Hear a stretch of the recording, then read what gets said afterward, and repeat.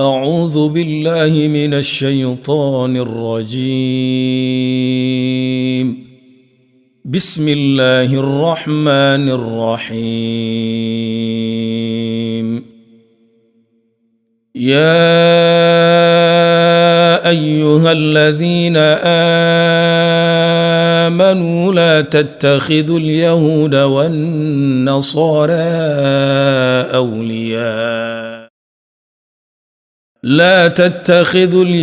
والنصارى أولياء بعضهم أولياء